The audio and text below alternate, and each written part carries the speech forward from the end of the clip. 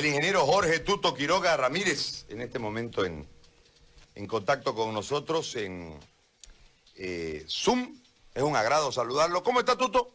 Gusto verlo. ¿Todo bien? Muy bien. Buen día. ¿Cómo estás tú? Pues están todos bien, sanos y buenos allá, todos en la radio. Gracias a Dios, bien. ¿La familia? Bien aquí. Bien. Mirando el tren pasar, como decían los abuelos. Mucho se ha especulado en esta última parte de un supuesto acuerdo, un acercamiento entre usted y Camacho, desmentidos por acá, y generó, y eso es lo que a mí me llama la atención y desde ahí se lo quiero enfocar, Tuto, generó una expectativa en la gente. Yo miraba las redes, los comentarios cuando se daba esta situación y no había mucha crítica adversa a la situación. ¿Por qué se lo planteo desde la gente? Porque me parece que la gente tiene como, se ha logrado posicionar el temor del famoso retorno de Evo Morales, la maniobra para que vuelva Evo Morales, y en ese marco hay como un temor de parte de la gente, que mayoritaria, yo creo que el 75% del país no quiere esto, y entonces están exigiendo de los políticos o los candidatos como un seguro, ¿no? Como que se unan para lograr que es un concepto, no puede criticarlo desde el punto de vista democrático, porque todo el mundo tiene derecho a postularse, pues, ¿no? Es parte del ejercicio democrático. Entonces, ¿qué ocurrió? ¿Qué pasó? ¿Hubo o no hubo? ¿Cuál es el marco de situación de las realidades en esta supuesta negociación que, insisto, generó una expectativa en la gente altamente positiva por los comentarios que pude leer? Bueno, gracias, José Gary. La verdad es que la especulación se desata producto de que hace una semana, hace unos 6 días creo que fue, Luis Fernando Camacho dijo algo que yo vengo pidiendo y que respaldo plenamente. Hay que eliminar la reelección presidencial inmediata. El veneno para la democracia boliviana en los últimos 56 años, una y otra vez, en 3 ocasiones, ha sido la reelección presidencial inmediata.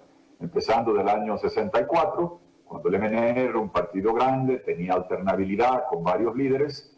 El hombre más grande, el líder más grande, el doctor Paz, hace la reelección y perdemos la democracia 18 años. Con Evo Morales lo mismo, 14 años de autoritarismo. Y ahora la transición adquiere otro cariz cuando el Ejecutivo entra en campaña en enero. ¿Por qué? Porque se permitió la reelección presidencial inmediata, que durante muchos años no la tuvimos y era sano y bueno, evitaba las tentaciones de usar y abusar de recursos del Estado. Los gobernantes trabajábamos para el largo plazo, para la historia, para el juicio de la gente después de que dejemos el cargo y no con las medidas populistas de corto plazo o el uso y abuso de recursos del Estado. Coincidimos en eso, y si mañana don Carlos Mesa dice que también quiere eliminar la reelección presidencial inmediata, saldré a ponderar y destacar, ojalá que lo haga, si lo dice el doctor Chi, también creo en eso, lo planteé en enero, grabé un video sobre esa materia. Después, obviamente, creemos, hubo el tema de Reyes Villa, no sé dónde viajó, Cosío y demás, eso genera cierta especulación. No hemos alianzas, como tú bien sabes, José Gary, ya el plazo para hacerlas feneció el 3 de febrero, pero dicho eso, yo siempre he señalado que sin el concurso de Camacho, las plataformas y los jóvenes que levantaron cientos de miles de firmas, no estoy seguro que hubiéramos llegado a la Corte de San José. Yo hice gestiones una y otra vez, pero ¿cómo convencimos al gobierno de Colombia que eleve la opinión consultiva?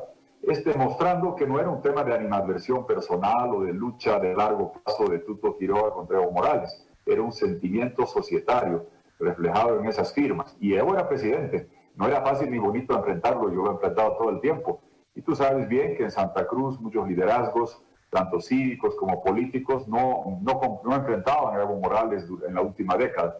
Luis Fernando Camacho sí lo hizo desde el Comité Cívico y esas firmas fueron invalorables. Y a fin de mes, en 4 semanas más, José Gary, estaré sentado así en la audiencia virtual en la Corte de San José, donde va a salir un dictamen diciendo Evo Morales fue un golpista que violó su constitución. Gracias jóvenes, gracias plataformas, gracias a lo que hizo Luis Fernando Camacho. Y todo el mundo sabe cómo en los 21 días, con la auditoría de la OEA, con el pueblo en las calles, con el trabajo de los cívicos, con el liderazgo de varios dirigentes en las regiones, y el fundamental fue Luis Fernando Camacho, expulsamos al tirano. Eso me has escuchado decirlo una y otra vez, es la verdad. lo sigo diciendo, si podemos trabajar juntos, si trabajaremos desde trincheras diferentes, el tiempo lo dirá, pero yo seguiré siempre reconociendo que cuando el tirano estaba en el apogeo de su poder y muchos andaban callados, él salió a dar la cara para recoger firmas, para llevarlo a la Corte de San José, para darle el sello de golpista. Y cuando había que trabajar y movilizar a la gente para sacar al tirano después del fraude grotesco, ahí también estuvo, y confío plenamente que él va a ser un hombre intransigente en luchar en contra del MAS. No puedo decir eso sobre algunas otras candidaturas que están, porque los que hemos luchado todo el tiempo sí apreciamos y valoramos, y lo seguiré haciendo siempre, el trabajo que ha hecho Luis Fernando Camacho. Pero el tema de Alianza, mire, ya pasó ese plazo en febrero, el tema de trabajo conjunto que se pueda hacer mientras compartamos los valores de luchar por recuperar la democracia y libertad. Y yo voy a seguir trabajando en reconstruir la economía, espero siempre encontrar convergencias, coincidencias, y hasta el último día, hasta el 17 de octubre en la medianoche, voy a seguir buscando la mayor cantidad de gente que se una al proyecto. Agradezco a los que se están uniendo mañana en Cochabamba, estaremos allá y seguiremos trabajando con ese espíritu de puertas abiertas para que el MAS no vuelva nunca más. Le agradezco mucho por la explicación, pero ahora lo quiero conducir a otro escenario que nunca he tenido la posibilidad de conversar con usted. Y en realidad, pocas veces se tocan este tipo de temas ante la opinión pública. Está claro que el reino de las encuestas a lo largo del tiempo ha generado una influencia con la aparición, no la aparición, sino con el concurso de algunos medios de comunicación que han terminado generando tendencias muchas veces, salvo en el último tránsito de la democracia, porque creo que la gente, desde el hastío producto del abuso, más allá de lo que podía decir en una encuesta, iba y votaba de forma diferente. Yo cada vez me convenzo más que el fraude último ya fue, como decimos aquí en Santa Cruz, el acabose, y por eso terminó, y además que había un caldo de cultivo, venía la gente muy disgustada por este tema desde el 21 de febrero, pero yo creo que antes de eso ya han habido votaciones que no arrojaron la voluntad popular en cuanto al resultado, ¿no? Que fueron manipuladas, por lo menos en una percepción absolutamente personal. Pero en este marco, eso es parte de los rivales, ¿no? Nosotros los cruceños siempre cuando vamos a la altura, pero en la altura, y yo siempre les cuestiono y les digo, si la altura ha estado ahí toda la vida, ¿por qué no aprendemos a jugar en la altura? Bueno, en ese marco ya está, esas son las condiciones, Tuto.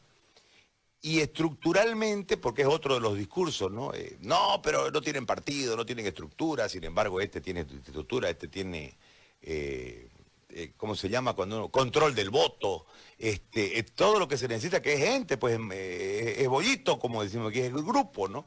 Entonces, ¿cómo usted, con este panorama que hay que jugar el partido, no queda otra opción, con esta situación, cómo está su grupo? O sea, ¿quién es detrás de el ingeniero Quiroga Libre 21? ¿Cuál es la estructura de Libre 21? Porque uno puede pensar en demócratas, digamos, que tienen la gobernación de Santa Cruz, la alcaldía de Cochabamba, y ha hecho a lo largo del tiempo una estructura.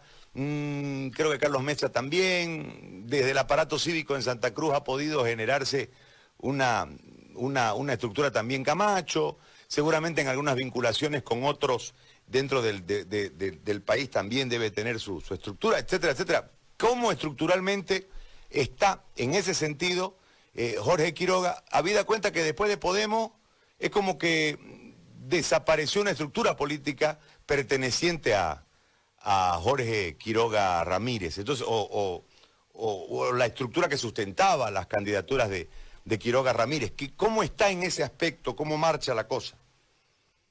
Bien, José Gary, fíjate que aquí estás tocando un tema que es una de las contradicciones de la política. Mucha gente dice, caramba, queremos que entre gente nueva. Y cuando pones gente nueva, y agradezco a toda la gente joven que se ha plegado, que está candidateando y postulando en todos los rincones del país, inmediatamente surge la crítica de decir, pero caramba, ¿quiénes son estos? Entonces, por un lado dice, muéstrenos gente nueva, y cuando lo haces dices, ¿a quiénes son? Porque es así la política, y eso es normal. Cuando hay gente que trabaja en las gobernaciones, en las alcaldías, son los sujetos conocidos. Pero creo que hemos mostrado que lo más conocido que teníamos eran 14 años del MAS, y nos aburrimos de ver a toda esa gente y queremos cambiar eso.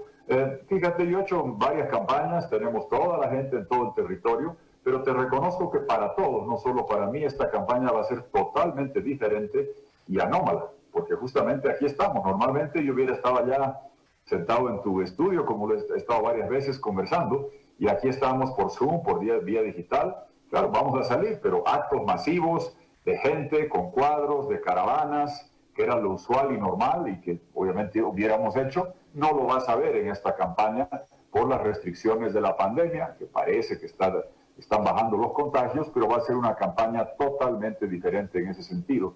Y la verdad es que en el siglo XXI, tú lo sabes bien, han cambiado las cosas. ¿Qué vale más? ¿Tener 20 oficinas de campaña en el Beni o tener un proyecto con 30,000 a 40,000 seguidores en las redes? La respuesta creo que es obvia. Ese cambio se va a ir dando y nos vamos a ajustar a eso, porque más allá de que haremos viajes con gente con números restringidos, sin grandes aglomeraciones, sin grandes concentraciones ni caravanas, vamos a priorizar este contacto digital con el equipo que tenemos, que está todo conformado y configurado. Y sobre todo, José Gary, lo más importante, tenemos la propuesta más clara, que ofrece capacidad económica para reconstruir el aparato productivo destruido por un desfalco del MAS y la recesión del coronavirus. Segundo, la firmeza democrática para erradicar este proyecto autoritario al que hemos combatido desde el principio. Y tercero, unidad nacional. Esta semana todavía no se podían hacer actos, tuvimos que postergar uno el miércoles, venía gente de provincias de La Paz, con Lino Vilca, gente del Alto, lo haremos la siguiente semana, y la gente va a ir viendo a lo largo de estas semanas a todos los grupos que se están plegando y adhiriendo al proyecto. Mañana en Cochabamba verás varios otros más, y así lo haremos en el curso de la campaña, respetando que no haremos las reuniones de 500 personas en un cuarto pequeño, manteniendo el 1,5 metros, con las mascarillas y con los cuidados de bioseguridad. Ahora, Tuto, usted ya nos ha explicado la anterior vez que conversamos la base fundamental de lo que usted proyecta dentro del marco de sacarlo a Bolivia del momento en que está empezando a caer, en realidad ya en franca caída, desde lo económico, y también esa proyección a mirarlo a Bolivia o mirar nuestro país con un plan verde digital, Corazón Verde Digital. Corazón Verde Digital para el futuro. Ahora, el problema que nosotros en este momento atravesamos, creo que la mayoría de los bolivianos, está relacionada en que este momento, ¿cómo lo cruzamos? Porque ya, por ejemplo, hoy aquí en Santa Cruz ya salieron los avisos de corte de la CRE, digamos, van a cortar la luz. Y evidentemente han hecho una reprogramación de la deuda y demás, pero ese ciudadano está orientado a pagar su luz y no tiene porque no trabajó, porque si tiene trabajo su empresa no le pagó, está viendo si lo despide la empresa porque no puede existir con él ahí. Y si era taxista hace 4 meses que no, 5 meses le tiró sin hacer una carreringa. O sea, hay una realidad en este momento que le genera una urgencia al ciudadano. Y cuando Tuto Quiroga le habla del Corazón Verde Digital, dice, dame para mi luz. Ese es el razonamiento, ¿no?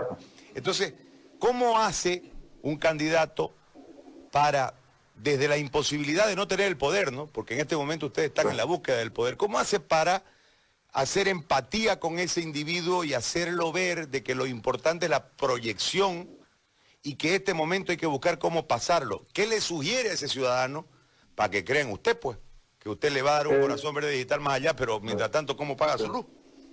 Lo que hemos planteado desde enero y febrero, cuando presentamos la propuesta Corazón Verde Digital con 4 componentes: el corazón integrador, verde sostenible, digitalizando la economía con baterías de litio, distribuyendo la propiedad de las empresas en títulos, valores a todos los bolivianos mayores de edad. Tienen el monto aproximado de cotización es 10,000 bolivianos, tendrá eso cada boliviano, cada ciudadano, será gente bursátil, un país con justicia, con gobierno digital, sin corrupción, sin narcotráfico, con seguro universal de salud. A todo ese planteamiento le pusimos un primer elemento, José Gary, y lo explicamos clarito desde enero y febrero, que es exactamente lo que estás tocando, que el inicio del próximo gobierno requiere responder al desfalco económico de Luis Arce, que se paró el gas, 50.000 millones de dólares que se lo parrearon en costos recuperables, en corrupción, en elefantes azules, en gasto corriente, y no contento con eso, quemó las reservas monetarias del Banco Central al ritmo de 2.000 millones de dólares al año, nos endeudó en 2.500 millones de dólares al año interna y externamente y nos dejó un déficit fiscal y de cuenta corriente insostenibles. Eso necesitaba y requería lo que planteamos en febrero, empezar el gobierno con un programa de cooperación de 8.000 millones de dólares, fondos multilaterales, bilaterales, donaciones, emisiones bursátiles, que garanticen y aseguren que no vas a tener sobresaltos cambiarios, que vas a tener estabilidad, que vas a preservar empleos, que vas a salvar las empresas, que vas a inyectar recursos para que no te corten la luz, para que no te corten los servicios, que vas a dar alivio tributario. Hemos explicado con detalle cómo se canaliza estos 8.000 millones de dólares a través del sistema financiero para inyectar liquidez, para sacar la mora, para fortalecer el patrimonio, para que llegue a las pequeñas y medianas empresas, cómo se da el alivio tributario, cómo se pagan los bonos de desempleo, cómo se da la ayuda a la economía naranja, el sector de hotelería, gastronomía, restaurantes está muy golpeado. Y tenemos esa propuesta clara para arrancar con eso porque estamos conscientes que primero hay que salvar las empresas, preservar los empleos por el desfalco del MAS y por la recesión del coronavirus. Ahora, como tú dices bien, la desesperación de la gente es que mañana no llega Tuto Quiroga de presidente, será de aquí a 2 meses y medio, a 4 meses, falta un buen trecho. Y mientras tanto, mi mayor preocupación es que conforme la gente va pasando de una angustia sanitaria a un pánico económico, empiezan a ver este tipo de cosas que tú señalas y yo no puedo dar respuesta mañana. ¿Y qué sucede? Que estamos en un marco de ingobernabilidad profunda, con una pugna entre el Ejecutivo y Legislativo, que no va a ganar ni el MAS en el Congreso, ni el gobierno de Yanine Áñez en el Ejecutivo. Va a perder la salud y la economía, se bloquean los créditos, el Congreso legisla con irresponsabilidad absoluta, el gobierno está inerme, mira las cosas pasar, dice que voy a ir al Tribunal Constitucional a tratar de parar las leyes, y fíjate lo que está pasando, José Gari. Se está conculcando muchos elementos que son medulares al derecho propietario.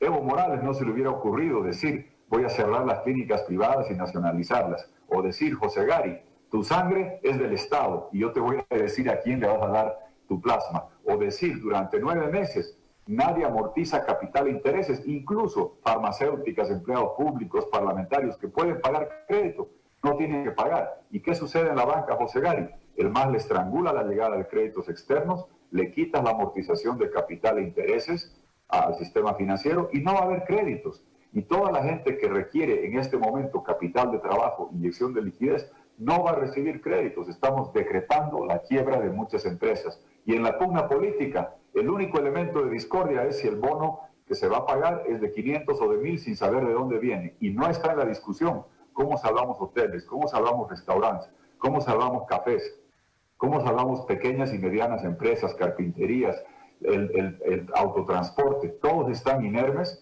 y muy preocupados. Y esa es mi mayor angustia en este momento, José Gari, que si quieres sanitariamente, tengo la propuesta, la capacidad, la credibilidad y el equipo para llegar con la vacuna económica, además de atender los resabios de la crisis sanitaria. Pero eso llega de aquí a unos meses. Mientras tanto, ¿dónde está el oxígeno económico que tú estás señalando que se requiere tan acertadamente? No existe y está trabado en marco de esta ingobernabilidad y una campaña donde se hace proselitismo desde el Congreso y el Ejecutivo a costa de que pierdan la salud y la economía, y que es un problema muy difícil para los próximos meses. Ahora, yo tengo que ir a otro tema, después de escuchar esta lectura suya en relación al tema de la economía y el grave momento que atravesamos, producto de lo que se veía venir, pero que se aceleró con la pandemia, ¿no? Y tengo que preguntarle sobre... Ayer hacíamos aquí una conversación y hicimos una película con unos protagonistas que nos inventamos, obviamente haciendo alusión a Evo Morales y demás. Y no entendíamos la lógica del cómo pueden empatar pues en una cuestión como la que han empatado, digamos. Hay cosas que uno no puede entender. Y en medio de este juego periodístico, de un debate que inventamos, muy jocoso por cierto, nuestro colega César Alberto dice que él jugaba a ser el vocal que empató, ¿no? Entonces, él dice, pues mi patrón. Y se acaba la discusión, digamos. Qué bueno, sí. Entonces, en ese marco, se tiene que llamar a un tercero que venga y desempate el empate, cuando no debiese tener discusión, porque un requisito es tener 18 años y el otro requisito es vivir en el país. O sea, lo demás no importa, ¿no ves? Si yo tengo 18 años, 17 años y 364 días, no tengo 18 años, ¿no? Entonces, una discusión medio que no tiene sentido y la argumentación nos parece, uno de los abogados dijo oprobiosa, no sé si existe el término, pero habló de que era un oprobio esta cuestión. En este marco, ¿qué se debe hacer? Porque está claro que no hay una argumentación real, concreta, es hasta irrisorio el tema, para determinar que pueda tener una excepción. O sea, producir un empate en una cuestión tan obvia que es de requisito, nos parece pues un absurdo casi total, y me parece que hay un impacto muy fuerte en relación a la credibilidad del aparato de justicia de este país, ya golpeado, ya desgastado con esta situación. Entonces, ¿qué se hace en esto, ingeniero? José Gary, lo que hay que hacer es que la gente sepa quiénes son estos señores. Yo he aprendido en las luchas que cuando uno es enjuiciado y perseguido, no es nomás decir Evo Morales me hizo juicio, que me lo hizo y me tuvo meses en Sucre y sigo en ese juicio de los petrocontratos. Aquí en Kawasi, él celebró 3 veces ese descubrimiento y por lo mismo para mí pedía 15 años de cárcel porque Yacimientos trajo la exploración cuando yo era presidente. Así de manipulador y cínico ha sido siempre este cobarde prófugo de Evo Morales. ¿Qué hacía yo en Sucre? Una y otra vez los mencionaba en todas las radios a los jueces que estaban ahí de guillotineros masistas, para que la gente sepa quiénes son y hacerlos famosos y volverlos infames. El señor René Delgado, digamos su nombre, lo conozco bien, José Gary.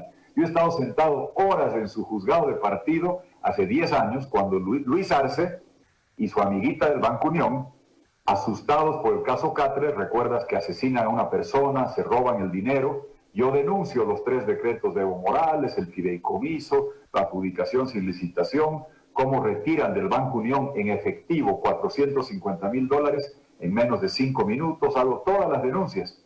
Y como Evo Morales no me podía responder, ¿qué hace? Lo manda al cajero Luis Arce y a su amiguita del Banco Unión, una señora Villarruel, a hacerme juicio por calumnia y difamación. José Gary, yo estaba sentenciado mucho antes que Santos Ramírez, por calumnia, difamación e injurias. Una entidad pública no puede ser materia de calumnia. Yo te puedo calumniar a ti, pero si yo digo qué mala aerolínea es BOA, BOA no me puede hacer juicio porque demoró y porque se siente agraviada. Y este señor René Delgado desechó todas las pruebas, le mostramos lo que pasó en el Banco Unión, los decretos, la adjudicación sin licitación. Y el señor, como decías tú de forma, no sé si oprobiosa, bizantina, digámoslo, dijo pues nomás así, es mi patrón, tengo la orden. Y un sábado en la mañana, cuando había que recibir pruebas, dijo, no, ya no más pruebas. Mi abogado había entregado unos documentos, ni siquiera había audiencia. Sentenciado, 2 años, 8 meses, primeras planas en todos los periódicos. Quiroga y es deambulado por la Suprema, por las Cortes de Distrito, con este señor René Delgado, que una y otra vez lo vi en acción. Pregúntale a Humberto Bacaflor. ¿Quién es el que lo obliga a retractarse? Al periodista Humberto Bacaflor, que acusa a Evo Morales de asesinar al policía Andrade y a su esposa, con justa razón. Y lo obligan a retractarse en el canal de Católica con Gonzalo Rivera, este juez René Delgado.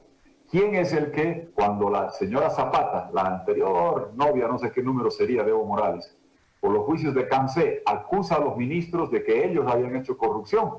Le hacen juicio, la obligan a retractarse. René Delgado, una y otra vez. Guadalupe Cárdenas, que defendía a los policías, juzgada por Evo Morales, sentencia de René Delgado. El abogado León, también sentenciado por este señor. Este es un juez masista. Hay que decirlo con nombre y apellido para que se sepa. Saber quiénes van a estar en la sala del Tribunal Constitucional y recordarles que Bolivia se puso de pie para decir nadie se cansa, nadie se rinde. Evo de nuevo, huevo carajo. Eso, perdón por la expresión, pero es lo que decía la gente. Y aquí hay que decírselo así a René Delgado, a todos los jueces y a la gente del tribunal. Evo de nuevo entrando de senador porque quiere impunidad. No, y como tú dices, esto no es materia de empate y desempate, pues. Es decir, si no tienes la edad, no cumples el requisito. La Constitución, artículo 149, promulgada por Evo Morales, dice 2 años de residencia en el lugar en el que postulas antes de la elección. Él, recuerda tú, José Gari, a Rebeca Delgado, diputada cochabambina, era de Cochabamba, sesionaba en el Congreso de martes a viernes, 3 semanas al mes, y por eso la inhabilitan, porque no residía en Cochabamba para ser alcaldesa de Cochabamba. Así de cínicos son estos señores. ¿Cuál es la desesperación del tirano que está agobiado por las denuncias de fraude, de corrupción, de violación de la Constitución, de narcotráfico, y ahora por las denuncias de su profunda inmoralidad y su depravada conducta? Que eso ya ni los delincuentes del Grupo de Puebla se animan a defender. Porque claro, Samper, ¿cómo lo va a defender del narcotráfico? Si fue narco y financiado por el cartel de Cali. De la corrupción, ¿cómo no lo van a defender Correa, Enrique Sominami, Lula, si fueron los que armaron la corrupción? Pero de este tema, de meterse allá con adolescentes, que están más cerca de ser su nieta que su hija desde el punto de vista de edad, es una vergüenza que lo tiene agobiado, y por eso está buscando replicar la estrategia argentina, José Gari, de Cristina, de buscar un curul para tener inviolabilidad, para aguantar el embate y el turbión y después ver si puede volver y retornar. Entonces, la forma de enfrentar esto es que la gente siga movilizada, que sepamos con nombre y apellido quién es el juez, dice que Campero es el dirimidor, que veamos dónde vive, quién es, qué ha hecho, que develemos quiénes son, que vayamos a ver cuál será la sala del Tribunal Constitucional que va a recibir esto, para recordarles la tercera frase del estribillo de nadie se cansa, nadie se rinde, que sigue vigente y la lucha continúa. Ahora, nosotros estamos... Yo miro el tema y tengo que ir a lo histórico, ¿no? En lo histórico hay una lucha clara de usted en el ámbito internacional, denunciando a toda la línea, ¿no?, de esa toma del poder en Latinoamérica, con narcotráfico, con petrodólares, con narcoguerrilla, con un montón de condimentos que marcan más que una ideología, una tendencia delincuencial para saquear los países. Y se han visto muchas pruebas en varios de estos países. El nuestro no es la excepción. Pero después hay un momento, ese que tanto disfrutamos, que a mí me parece debe ser la única revolución del mundo donde no se utilizaron armas de fuego, ¿no? Y los muertos los puso Montero. A mí me llama la atención que en ese proceso de investigación, en ese marco de esos 2 muertos, los supuestos imputados ya tengan medidas de excepción y no haya una reacción de parte de la gente. Me llama la atención que no se haya desmontado desde el aparato político, después de este proceso que le entrega el pueblo al sistema político, no se haya desmontado la dictadura, que claramente y de forma nítida había utilizado los órganos judiciales para desde ahí ejercer esta dictadura disfrazada de democracia. En todo este ámbito, todos estos errores hoy nos conducen, creo, como sociedad en su conjunto, a este momento de una nueva incertidumbre que en realidad creo que los bolivianos debemos ir al psicólogo, ¿no? Porque tenemos todo el cuadro de miedo que nos hemos tragado durante esta pandemia, las tensiones del año pasado hasta que llegó el día de la sucesión de las renuncias, todos los brotes de tensiones y de hipertensiones que hemos tenido, y ahora esta situación. Ahora, ¿cómo hacemos para que esa última frase del estribillo vuelva a ser carne en la gente? Porque hay hoy un momento psicológico distinto, producto precisamente de los temores que nos ha generado desde la pandemia hasta la yesquera. Y ahora sumarle este otro elemento. ¿Cómo se hace políticamente hablando, ingeniero Quiroga? Interesantísimo lo que tocas, José Gari. Una aclaración. También hubo un joven asesinado por los cocaleros en Cochabamba. También, además de los de Montero. Y eso, si recuerdas, es lo que cataliza el motín policial. Porque a los policías les indignó ser usados como GPS para guiar a los cocaleros al lugar donde estaba un bloqueo de pititas y a un joven que lo matan a golpes en Cochabamba. Eso precipita el motín policial allá. El segundo, tocabas un tema que es estructural.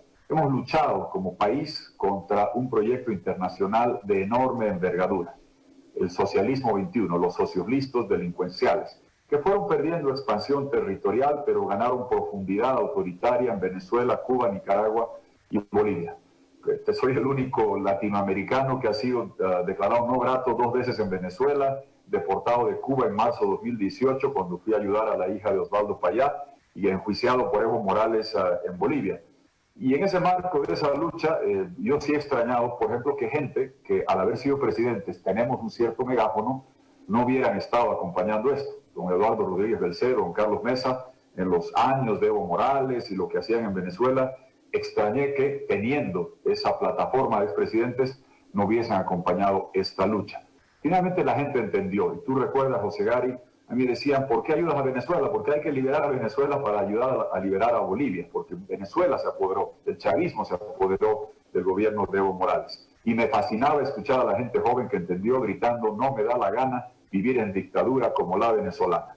Pero pasamos al tema que señalabas. El aparato sigue ahí, el Congreso sigue ahí, el señor René Delgado, este juez infeliz, sigue allí ayudando al movimiento al socialismo. Y lo que es peor, uno se pregunta, José Gary, en estos 14 años llovían las denuncias que Toyotas que se vendían sin licitación, que manejaban proyectos por aquí, ¿y dónde están las investigaciones de eso, de las barcazas? Yo estuve en el entierro de ese gran servidor público, José María Bakovich.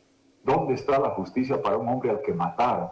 La señora Valdivian, que le hizo juicios, ¿por qué no está siendo procesada, investigada y auditada? Cansé, Gabriela Zapata, todo ese escándalo, ¿dónde están las auditorías? Ya no pasaron 2 semanas, ya estamos casi a 9 meses de que asumió este gobierno. Que el venezolano testaferro, el señor Gil, que se compró el ferrocarril, que compraron medios de comunicación poniendo pistola a dueños de medios de comunicación. Óscar Ortiz hizo una frondosa denuncia sobre ese señor, si recuerdas, en septiembre de 2019. Revisa la foto.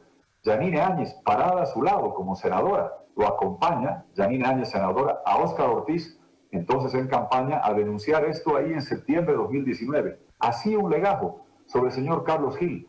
Ahora Yanine es presidenta, Óscar Ortiz es ministro. ¿Dónde están? ¿Por qué no llevan eso a la fiscalía? ¿Por qué no se hacen todos estos procesos?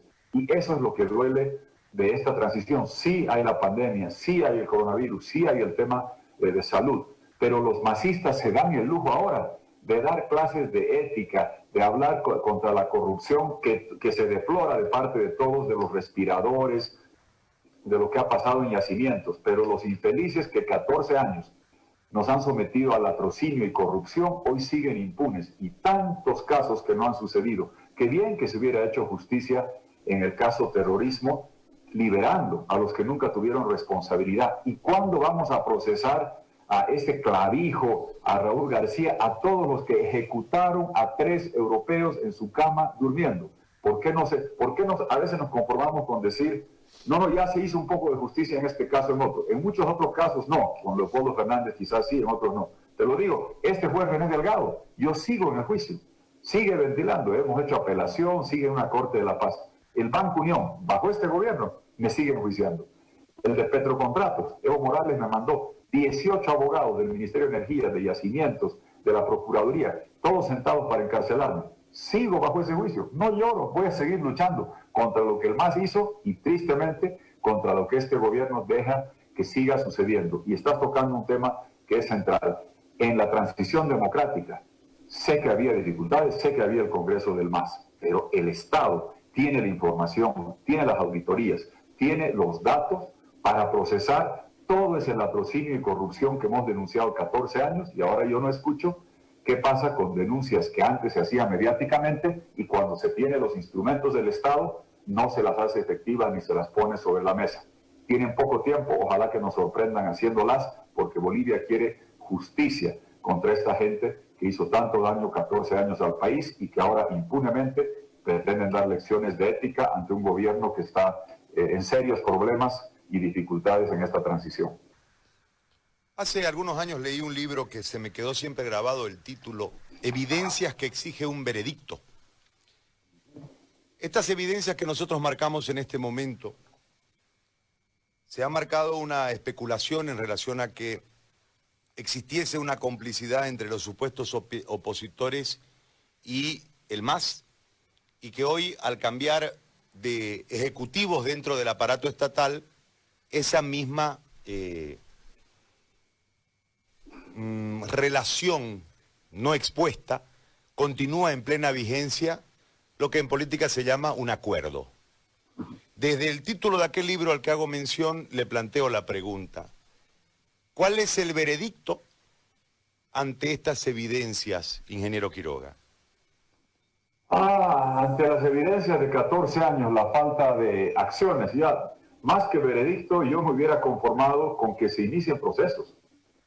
Cuando el gobierno tiene la información, que inicien los procesos. ¿Tú recuerdas que se habló de iniciar un proceso al cajero del desfalco Luis Arce, que días antes del 20 de octubre, el ministro de Hacienda, cabeza del sector económico, la máxima autoridad ejecutiva en cuestiones de normas básicas de adquisición, le entrega a la empresa CISDE de la gestora pública un contrato de $5 millones, 60% de anticipo, sin boleta de garantía, José Gary?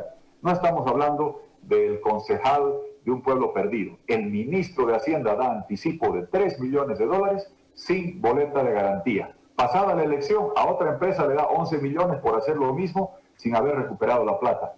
Por eso salió huyendo este señor. La gente se olvida, el 6 de diciembre salió huyendo a México con salvoconducto.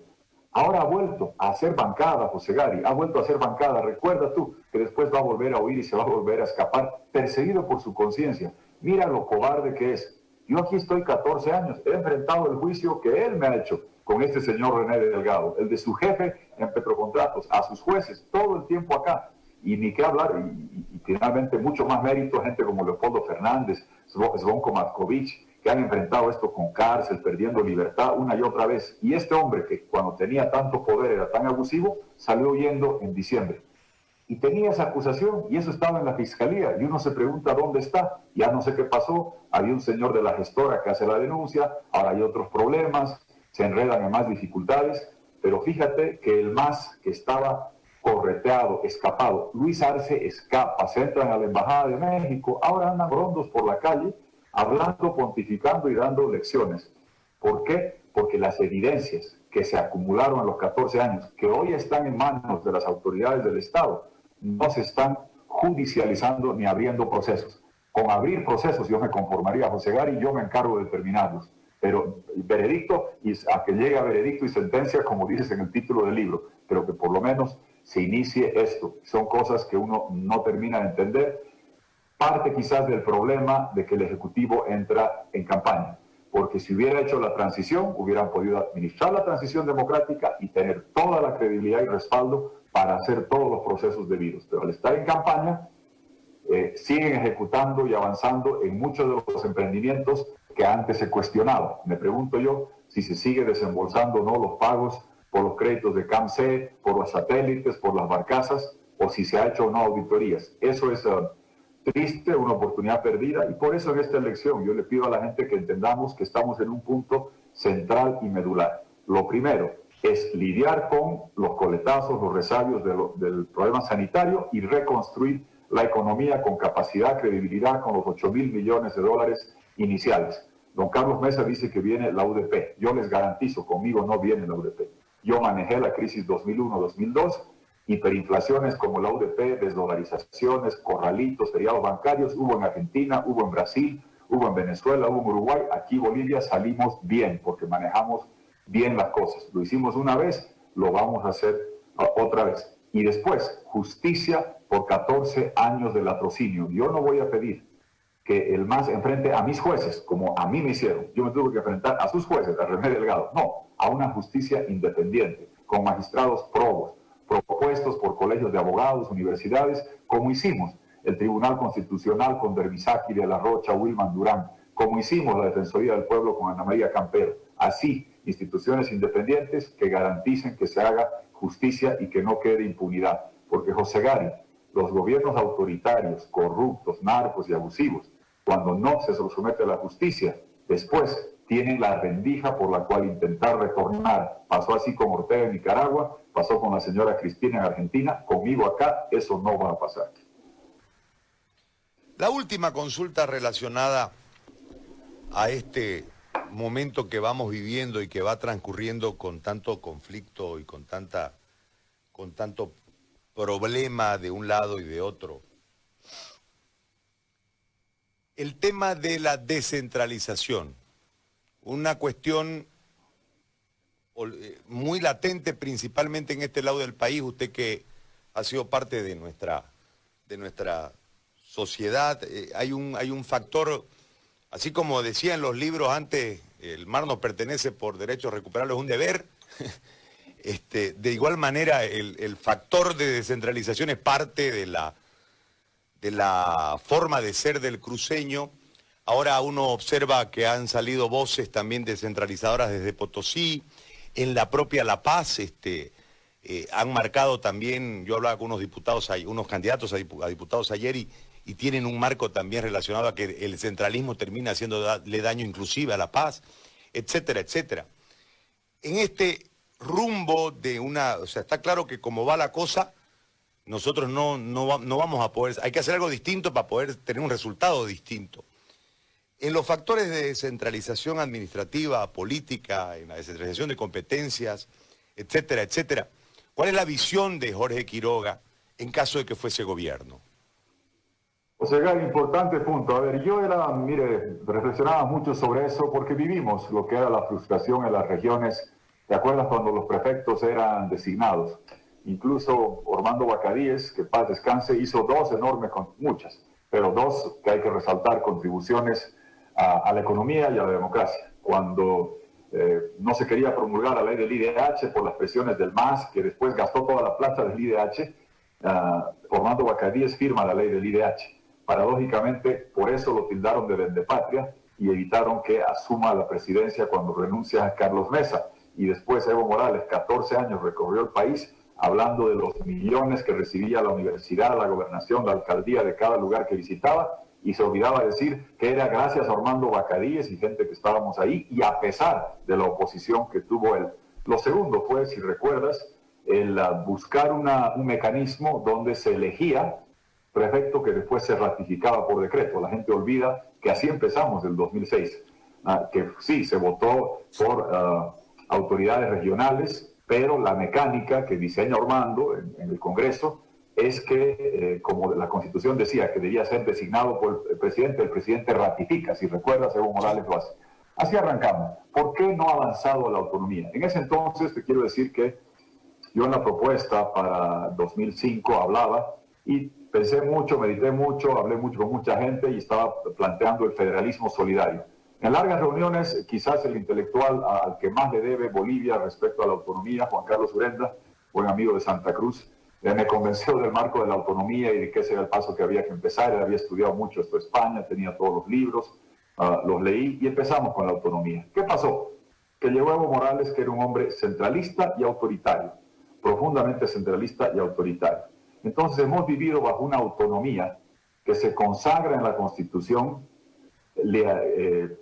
desde el punto de vista de ponerla, codificarla en artículos, pero que no se la practica porque Evo Morales era un autonomista renuente, era un centralista secante.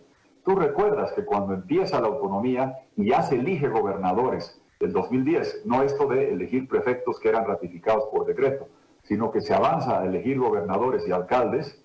¿Qué hace Evo Morales? La primera ley que aprueba, de las primeras que aprueba, es la que señala que con acusación fiscal se remueve a los gobernadores o alcaldes electos. ¿Qué autonomía va a haber José Gari si Evo Morales te manda un fiscal y dice: José Gari, alcalde de Guarnes, acusación fuera de la alcaldía? La gente votó al cohete, votó para nada. Y así fue, y después le quitaban plata del IDH para pagar bonos, iban cercenando y amputando los recursos.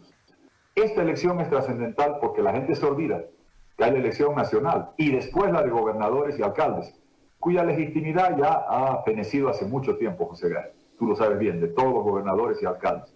Entonces vamos a tener una oportunidad por primera vez de tener la autonomía con un gobierno que no va a ser del MAS, con un presidente, que esperamos estar ahí, que sea autonomista convencido, y con nuevas autoridades, gobernadores y alcaldes para poner en marcha la autonomía de verdad 2020-2025 y discutir la pertinencia o no de si llegamos al tercer siglo de vida republicana con la posibilidad de ir hacia el federalismo. Pero primero, démonos estos 5 años para tener un nuevo gobierno nacional, un nuevo Congreso, nuevos gobernadores, nuevos alcaldes que vendrán el próximo año y poner en práctica la autonomía sin Evo Morales en la presidencia, que fue el autonomista renuente y saboteador que no permitió que avance. Ahí creo que es un tema que va a ser muy importante analizar y ver y considerar, José Gary, que al arranque de esto, a diferencia del 2010, vas a tener un enorme problema económico. No me voy a cansar de hablar de esto.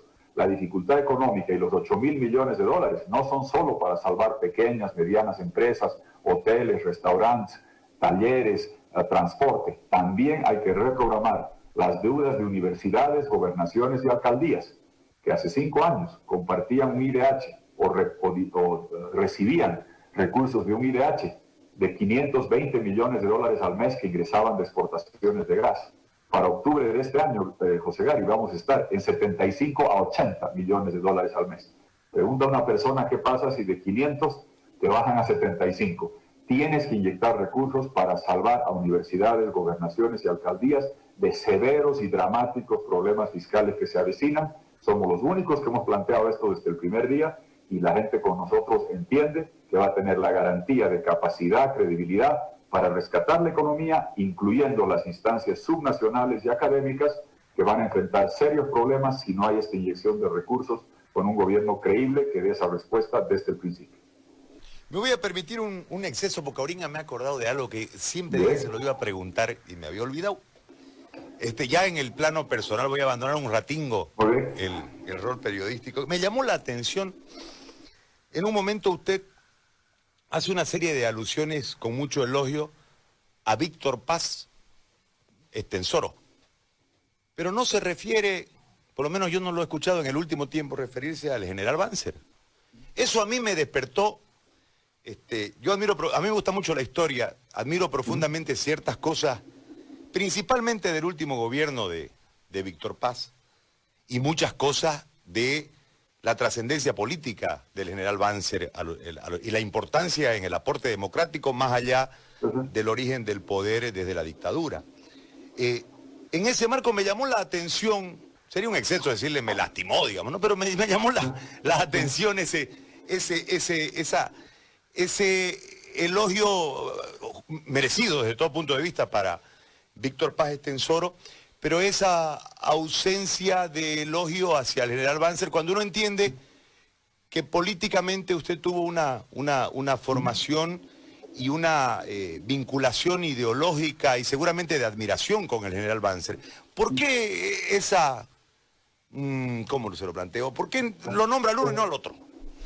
No, a ver, lo hago porque, mira, justamente quien me enseñó y mostró eso fue el propio Hugo Banzer. Hugo Banzer admiraba enormemente a Víctor Paz y lo vi de cerca. Yo obviamente lo conocía y lo trató a él de una forma que yo jamás. Yo, de estudiar en Estados Unidos y ser ingeniero de sistemas, volví a Bolivia a empezar a trabajar en un proyecto de Naciones Unidas y después me fui a trabajar a planeamiento con Enrique García. Volví el año 88, 89. Ya Víctor Paz estaba terminando, ese es su último mandato. Yo solo lo conocía como tú, un poco por lectura, sí, sabía con orgullo. A mí en la universidad me daba pena que me decían, eres de Bolivia, en la Universidad de Texas, estudiando ingeniería. Eres de Bolivia, ¿quién es el presidente esta semana? Porque creo que en mis 3 años y medio de universidad tuve no sé cuántos presidentes. O después me decían, ¿cuál es la inflación en Bolivia esta semana? La hiperinflación. O eres de Bolivia, ¿dónde se consigue cocaína? Porque nos daban a todos por cocaineros, carpes y demás, y pasaba vergüenza. Y con el doctor Paz uno sintió que Bolivia tenía estabilidad, que ingresamos en otra tónica, y Hugo Banzer era un gran admirador del doctor Paz Estenssoro. Tú recuerdas, salvaron Bolivia con el Pacto por la Democracia. Yo la admiración a Víctor Paz empieza a través de los comentarios que escuchaba hacer a Hugo Banzer, del que siempre destacaba una cosa importantísima. Fíjate la diferencia. Hugo Banzer sí tuvo un gobierno de facto, cuando no había democracia. Pero un hombre que gobernó en las épocas donde no había democracia de facto, se reinsertó a la democracia, participó en 6 elecciones, construyó pactos con el doctor Paz, con Jaime Paz, para que Bolivia avance. ¿Qué diferencia con Evo Morales? Que se hizo en democracia, que llegó democráticamente y se volvió un dictador, un tirano autoritario en el ejercicio del poder. Al revés totalmente de Hugo Banzer. Pero eso aprendí de Banzer y del doctor Paz, no cabe duda, y el propio Hugo Banzer te lo podría haber dicho, es el hombre más grande de la historia de Bolivia, y de lejos, claramente, es una figura trascendental para mí. Yo recuerdo que cuando él falleció, yo fui a su entierro en Tarija, di las palabras y dije lo que sigo creyendo. Son muy pocas las personas que tienen la oportunidad de transformar un país una vez, y casi una sola en cada, o rarísimo el que lo puede transformar 2 veces.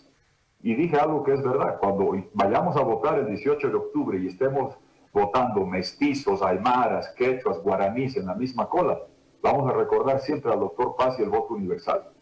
Yo recuerdo que hablaba una vez con la señora Condoleezza Rice y que decía no sé qué de los temas indígenas, y le decía, mire, el doctor Paz es tan grande que él dio el voto universal 13 años antes que los papás de Condoleezza Rice, los afroamericanos en Alabama, puedan votar. Los papás de Felipe Quispe y Evo Morales votaban en Bolivia, gracias al voto universal y a la reforma agraria y lo que hizo con la educación.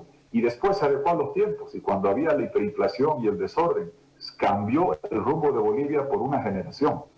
Yo recuerdo que cuando falleció, dije las palabras, estaba en un viaje, en un foro internacional, vino un reportero del Economist, y me hablaba de lo de siempre, que en Bolivia, que el gas, que la cocaína, lo que siempre te preguntaban. Yo le decía, mire, acaba de morir el hombre más grande. Y si ves el Economist, ahí en inglés le sacaron un lindo obituario, señalando justamente esto, que poca gente en la historia de la humanidad ha tenido la oportunidad de cambiar el rumbo de un país 2 veces. Y él lo ha hecho. Y Evo Morales ha buscado por eso denostarlo, criticarlo, sacar su monumento del Congreso, y lo he dicho y lo voy a cumplir. Ese palacio en la Plaza Murillo, donde funciona la presidencia y la jefatura de Estado, el día que yo esté ahí, el primer día se va a llamar Víctor Paz Estenssoro, en honor y homenaje al hombre más grande de Bolivia, que tuvo también errores, incluyendo la reelección del año 64, pero que transformó el rumbo del país 2 veces, y eso es mucha cosa para cualquier país, y por eso va a ser siempre el hombre más grande de la historia. Tuto, muchísimas gracias por este tiempo. Gracias. Muy amable. Gracias, José Gary. Gracias a ti, muchas gracias. Gracias, un abrazo. Buen día, cuídense mucho. Adiós.